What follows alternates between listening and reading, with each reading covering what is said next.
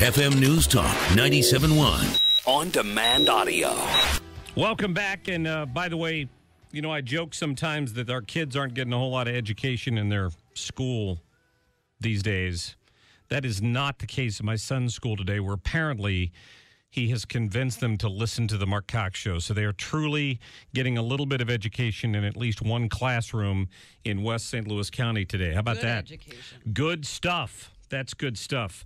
Back to more of this issue of the lady who had to run a man out of the dressing room at a Ross Dress for Less store down in Texas, coming up in just a minute. But first of all, and I talked about this earlier, should women serve in combat roles? Well, the administration seems to have answered that question. So some people in Congress thought, well, if women can serve in combat roles, then when our 18-year-old sons go to sign up for the draft, selective service, 18-year-old women should have to go sign up for selective service. And the bill made its way most of the way through Congress until one of the last votes. Jared Halpern from Fox News is joining us right now with more on the outcome of that. Jared, what did they have in this bill? Well, this was almost like a game of chicken. What happened was, as you point out, the Pentagon has opened up combat positions for women. Congressman Duncan Hunter, a Republican and veteran from California, basically said, okay, then let's see if anybody will vote to have women then have to register for the draft. He voted against the amendment, but the amendment actually passed with 6 Republicans on the House Armed Services Committee voting for it.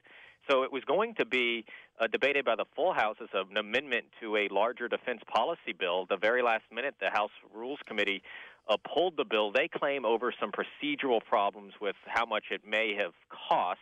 Democrats allege it was out of cowardice, a fear of actually having to vote on this, and instead replaced it with a proposal to study the impact of having not just women register for selective service, but whether or not we should even continue with the selective service given the state of the draft as it currently is, non-existent as it right. were.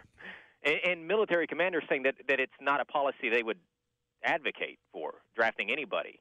They're very happy with the all-volunteer force. Right, but it was put in place when we were on a war footing, and somebody wars were fought differently. Correct. We don't have these huge land sort of invasions so much anymore, where you would need, 1.5 million people to.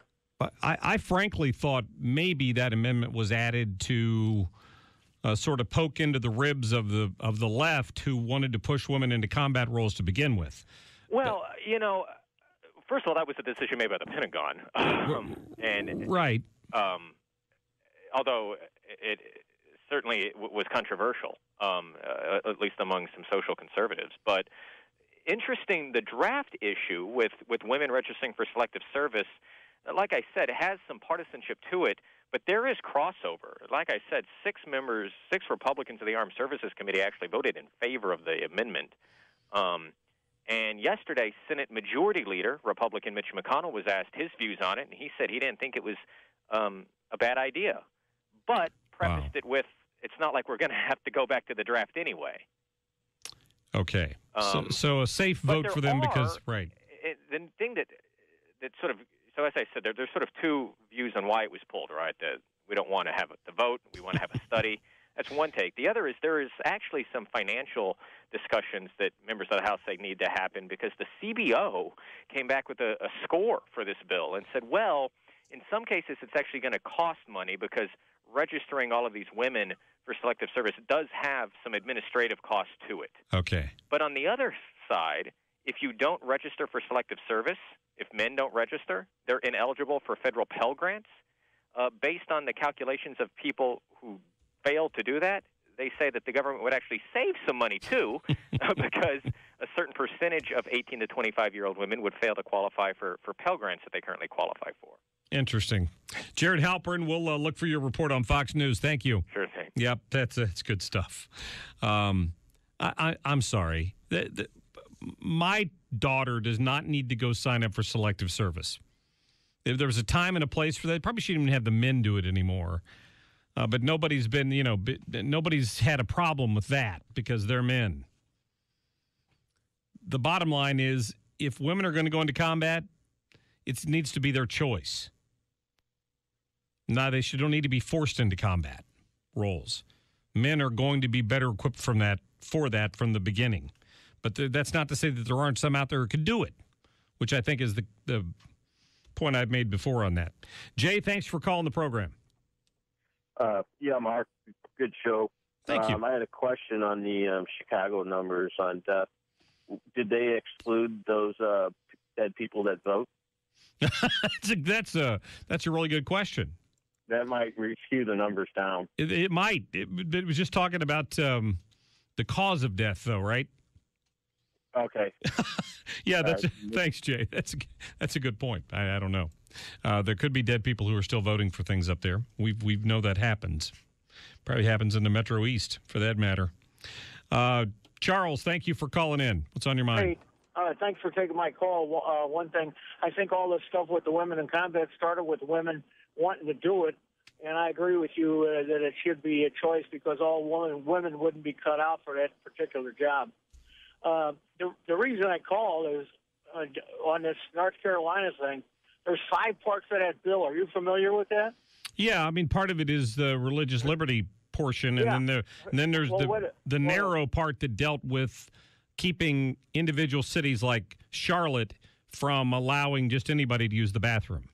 Okay. Yeah, 2 other things are in there. One of them is that no municipality or city can raise the minimum wage except the state government. Okay. And the other one deals with union contracts in North Carolina. Well, what's that got to do with religious freedom? Yeah, I don't know if they've got a way to carve out just that one exception or not. Did it put the whole law on hold? Well, this is really the kind of stuff that makes people hate politicians. Right. They're attacking minimum wage, and they're putting this religious. All you do is talk about the bathroom, which is a heady subject, but and then the wolf in sheep's clothing is they're taking rights away from workers that work in the state of North Carolina. Okay, yeah, I'll have to go back and look at it a little closer. I was not familiar with that. Interesting. I had not heard the bit about the minimum wage, but Missouri did that recently, right? So, which prevented St. Louis from raising it.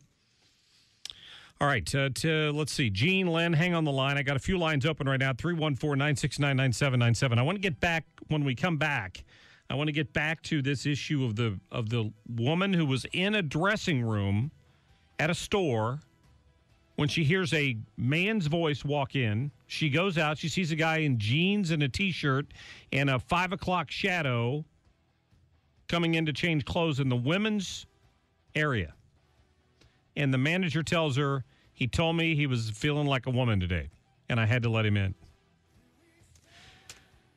First of many cases we're going to hear like that. And how uncomfortable would your wife be? Or how uncomfortable would you be? How uncomfortable would your daughter be? 314-969-9797. Back in a minute.